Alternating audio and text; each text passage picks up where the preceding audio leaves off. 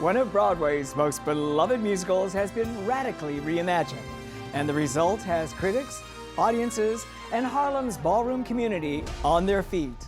On this episode of Theater All the Moving Parts, we're talking with the directors and cast of Cats, the Jellicle Ball.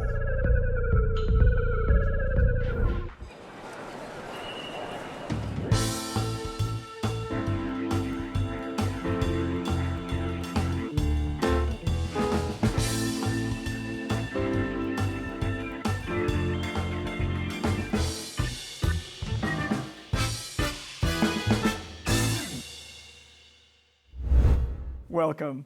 I'm Pacheco. Andrew Lloyd Webber's Cats has been a global phenomenon since it first opened in London in 1981. But for a new generation of artists, the question wasn't whether to revive it, it was how to make it break new ground. The answer was to set the classical musical in the world of Harlem's queer ballroom culture, where community, identity, and reinvention take center stage. The production began at the Perelman Arts Center, earned Obie Awards for its directors and ensemble, and has now arrived on Broadway. Directing the show are two artists who brought very different but deeply complementary visions to this reinvention. Bill Rauch is the inaugural artistic director of the Perelman, whose Broadway credits include the Tony Award-winning All the Way. Zhailon Levingston is a Louisiana-raised director and activist who at 27 became the youngest Black director in Broadway history. Together they have created something the New York Times calls a lightning strike. Bill and Zhailon, welcome to Theater All the Moving Parts. And congratulations on this magical reinvention of a show we thought we knew. Bill, the origin story of Cats, the Jellicle Ball, is an image that came to you, and that was of an old man in a gay bar singing Memory. What part of the DNA is still in the show? The fact that it looks at the piece through a queer lens is deeply baked into its DNA, and that idea goes back 30 years. The ballroom setting developed more recently, about 6 years ago, I would say. Zhailon, how did you go about reinventing a show that had been around for 45 years that at the time was more of an event than a book musical? The word reinvention, I think, was never really in our heads. I think what we're trying to do is just achieve the prompt, which is, what if you put this story of Cats in the world of ballroom? And I think what is so special about what we are doing at the Broadhurst is it isn't just a kind of like framework for the show or a kind of conceit that's ornamental, but really what we're doing is putting this material in a new world. And so when I think about it, it feels less like we're reinventing the material and more so kind of allowing the material to emerge in this whole new way. It feels almost like we're archivists trying to dig at something that is much older than both of us, that maybe was stored in and locked into a certain time. One of our mantras was any choice that we made had to be equally good for Cats and for ballroom. And if something felt authentic to ballroom but made no sense within Cats, then it was a wrong choice, and vice versa. This fusion of Cats with the ballroom queer culture, I think you mentioned at the time, was, quote, a very vulnerable idea. How did you work yourselves through that minefield? I mean, I don't know if we ever left it. I mean, it still seems like a deeply vulnerable thing to be doing, and I think that's probably right, because more than anything, what we're asking this cast to go out and do every single night is probably the most vulnerable ask. And so that's baked into the DNA. In terms of your question of navigation, it always started with like what's going on in the room, and then in what ways can the piece support what we're finding. And sometimes that finding came from us stepping in it. And like, oof, that's the wrong direction. Or, oh, that is not the message we want. Great, how do we take that and turn that into something new? What was Andrew Lloyd Webber's chief concern, and what made you nervous when he came into the room to watch what you were doing? Conceiving, creating Cats the Jellicle Ball was a slow, rigorous, thoughtful process. And there were three of us who spent a year really massaging the idea and working through the whole material before we began to communicate with anybody in Andrew's organization. Yeah. And then we met with multiple people within the organization, all of whom were supportive, all of whom liked the idea, but all of whom said it's ultimately going to be up to Andrew. Right. And that culminated, a good year and a half. And once he said yes, and we were moving forward, that was just the beginning of the journey, honestly. He said to me, the advice I have for you is make it as immersive as possible, because that's what really unleashes the spirit of the material. Yeah. And that really influenced us. How much of T.S. Eliot's authorial spirit remains in the show? Oh, so much of it, I think. It's unbelievable. Yeah. First of all, there's so much coded queer language in the piece, so many lines that in this context just kind of blossom in terms of their meaning. It's shocking.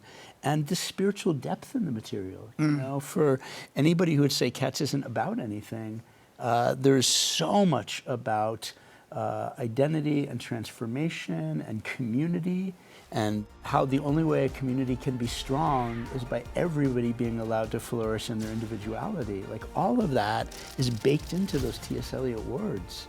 And it's also a piece of poetry, and we treat the piece like a piece of poetry, rather than it being either like a spectacle musical or a traditional book musical. I tend to try to think about the show as ultimately an event of poetry. And I think in that way, it is still very much in relationship, but also there's just very few words of the poetry that are changed. So that when I hear the lyric, Jellicle cats come out tonight, within this context, I don't have to put anything else on it. Jellicle cats come out tonight. Jellicle cats come one, come all. The Jellicle moon is shining bright. Jellicles come to the Jellicle ball. Jellicle cats come out tonight. Jellicles come to the Jellicle ball. You have done the work because of the context of the world that we're bringing you into. What were some of the rules you set for yourself, and what were the rules that you felt you could break? You're going to answer it first. You talked about one of the rules of it has to be ballroom, it has to be cats. I would say that, a boundary that Andrew Lloyd Webber really, helped us navigate was, can we tell this story using the music in the majority of its integrity? And I'm not gonna lie, that proposition is scary, because the music of ballroom is a very specific kind of thing. It's very beat-based, and it's very based on a certain kind of count and a downbeat and a rhythm. And that isn't true all the way through that score.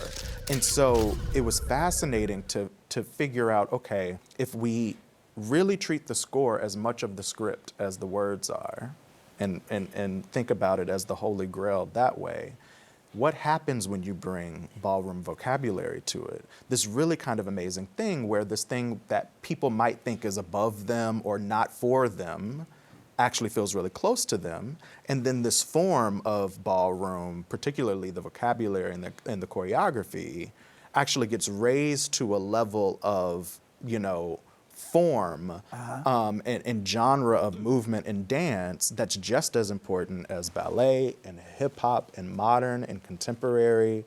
And so that the Broadway stage is there to meet this conversation and cement it kind of in the pantheon of important forms of expression. As Zhailon said, it was pushing ourselves, being pushed, and then pushing ourselves to work within the framework of the original score without reorchestrating, and really saving the ballroom beats for moments of competition. Right. When competitors are actually coming down the runway, competing with one another. And that dramaturgical breakthrough, which we think is at the heart of the production, came because of the collaboration with Andrew's team, honestly. And fairly late in the process, just after our final workshop is when that breakthrough came. You were talking about the vocabulary of ballroom queer culture. And Queen Jean's costumes are extraordinary. And how did her talent meet the moment that you needed? I just feel extremely lucky that this feels as, alive for her and her mission in the world as all of her other work, one. two, it's so rare that a piece of costuming is also so essential to the plot. Like the costumes aren't just dramaturgical; they are like so deeply at sometimes the tent poles anchoring us into who a character is and what they're about and what they're about to do and how did they just change both literally and internally. It's so much of her work is about metamorphosis. And so that collaboration was extremely close. I mean, the amount of group chats and emails and Zooms, and I've never seen a designer work with the rate of speed that she does in terms of being able to just turn over a new version, a new draft, a new revision, and that is the kind of vibe of our show in terms of creating it. Queen referred to Grisabella. We were trying to articulate Grisabella's, how she's fallen on hard times and how distraught her life situation is. And Queen said that Grisabella's between blessings. And that says everything about Queen as well as everything about Grisabella. Zhailon, why do we need cats now? We need cats now because people need to be assured that there is a place that they can be. And now more than ever, Broadway has an opportunity to be a place for people. It needs to be a place so that that 15, 16, 17-year-old queer kid who woke up after a certain day in November and questioned whether or not there was a space for them to go, we need to be able to answer them. I always tell people, everything that's right with America can be found on Broadway, everything that's wrong with it can be found on Broadway. But here's our moment to really lean in to what's right. And I think that makes all of what's complicated about producing in this time worth it if we're able to be a catch-all for people who wonder about certain values that they don't see anywhere else, maybe. You know, I was joking with someone, I'm like, the amount of people who say they hate cats and the amount of people who say they are obsessed with cats are coming together at this show and bridging a divide that's deeper than Democrat and Republican. Absolutely, absolutely. Well, you both have created a space that is warm and safe and loving and gives us the opportunity, as you said, to delve into more meaning and more profound meaning. So I can't thank you enough for joining us and for creating this magical spectacle. Can we? Yes, please. Yes. Thank you. As Deuteronomy, I'm trying to do my best André De Shields. Of course, a production is only as electric as the performers who generate it. And Cats, the Jellicle Ball, has no shortage of that wattage. André De Shields is a Tony, Grammy, and Emmy Award winner whose Broadway legacy spans 5 decades, from The Wiz to Ain't Misbehavin' to Hadestown. He plays the elegant and wise Old Deuteronomy. Tempress Chasity Moore brings her distinct voice and poignant presence to the role of Grisabella the Glamour Cat. And Junior LaBeija is a celebrated figure in the Harlem ballroom drag world, making his Broadway debut as Gus, the Theater Cat. Welcome, André, Chasity, James, Thank you. Hello. to the show. And congratulations on stirring up this tsunami of joy at the Broadhurst. I'd like you to talk a little bit, each of you, of how you fuse yourself with the characters that you play. Because, as you've said, you play yourselves more than in any other show before. Old Deuteronomy is the leader of the Cats community. He is the progenitor of all the cats that you meet in the evening. And that means I'm the father. It also means that I have status of not quite royalty, but certainly integrity, dignity, and rulership. And those are my own personal virtues, which I do with every performance that I create, because I believe, unlike the trained actor, that the character that's being created should borrow from me, not the other way around. Grisabella and Chasity Moore. Well, Grisabella is one of the older women of the scene. And myself, I am an icon from ballroom, and I am one of the older women in the scene. And as well as she has been othered, she has been presented with ageism. These are things that happens in the scene, as well as, like, so for me, you know, there were times in life that I felt like I didn't fit in, and going out in society, I had to survive. And I was in some survival mode. And some of the things that I had to do that I once regretted, I feel like the character Grisabella had to survive. And she's at a point in her life where life has kind of taken over, and she's coming back to a community who once revered her, who is turning her back on them. And I have experienced things like that in life. And so I'm using some of my experiences that I once regretted that now make sense. Because like I said before, experience is a teacher, and I'm pouring that into this character. James L. Goode and Gus the Theater Cat. How do they fuse together, James? Knowledge plus experience equals wisdom. Language is used to communicate to another human being what you are thinking, feeling, or want to convey. Gus conveys that he wants to be understood, that he is the cat that should go to the Heaviside lair. And he uses his humanity to display it not only to the kittens, but to the fearless old Deuteronomy, who Gus happened to have been his first love. Really? Yeah. Were they partners, lovers? Yes. Andre, do you cop to that? Yes, absolutely. As a matter of fact, I'm the king, Gus is the queen of the entire family. Now, I would think that that would give you a leg up, so to speak, on getting to the Heaviside lair. I had the leg up. And I use the word operatively, had. I would have been the pick had my daughter Grisabella not appeared. See, it's all your fault, Chasity. Right. By the way, a prodigal daughter. Oh, that's right. Yes. Yes. So if you know anything about that type, you can put the pieces together and think, oh yeah, she's the one, because she left, she experienced life, it was bitter, now she wants to come back. What did you soak up from Andre and from James that fed into your rendition of, obviously, a song that must have been a daunting experience, Memory? I mean, these are walking gems. These are history. It's history. Like, and to see how eloquent and how they articulate the things that they've gone through, and like how they give me so much history.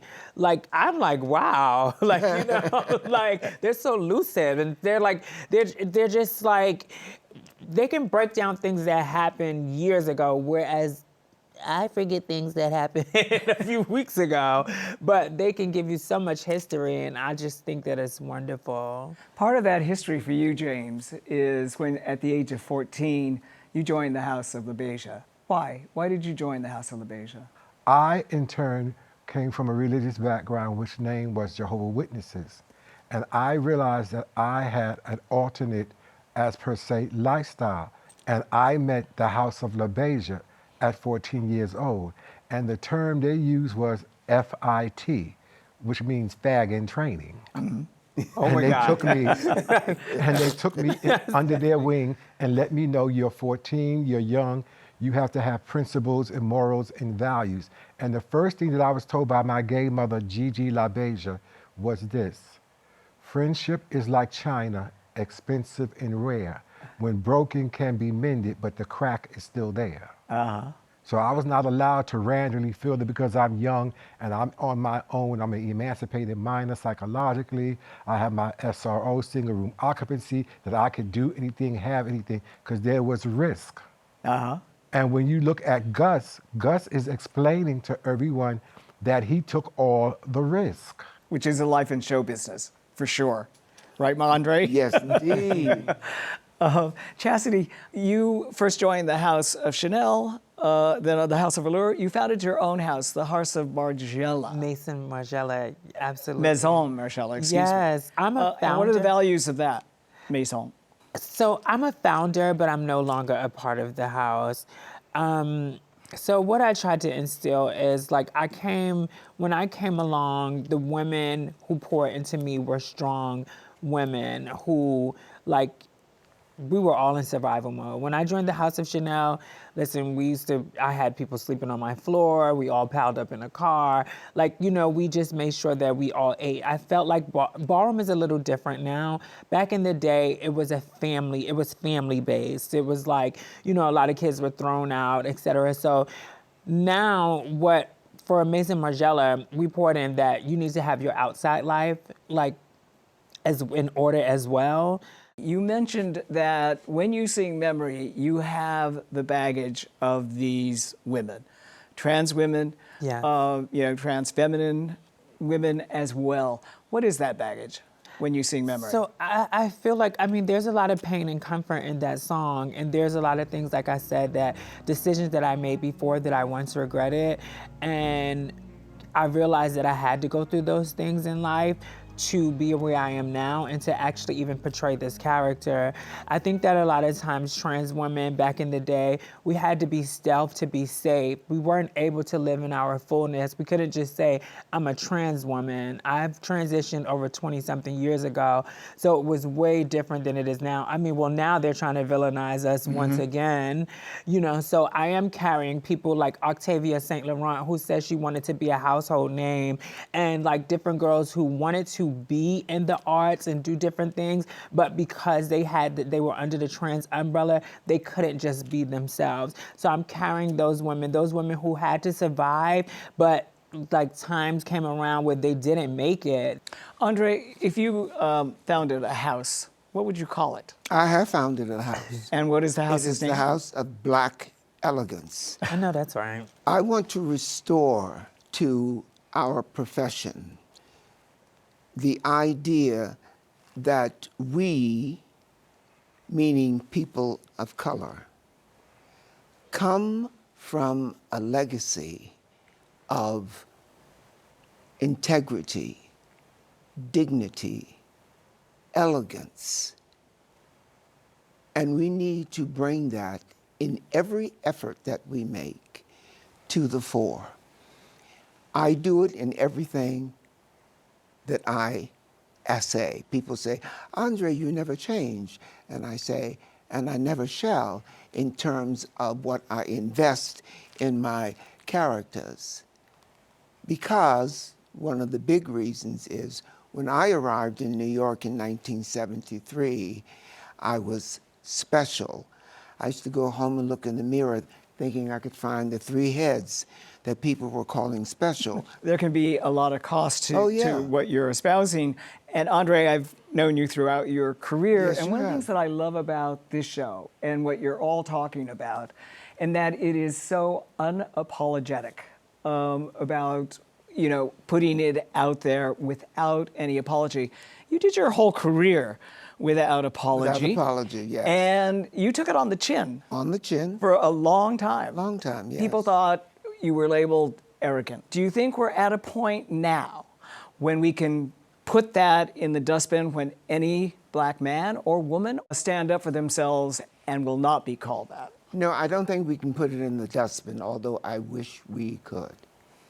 However, you've got to understand, if you are a person of color living in the United Plantations of America, arrogance is a very important tool.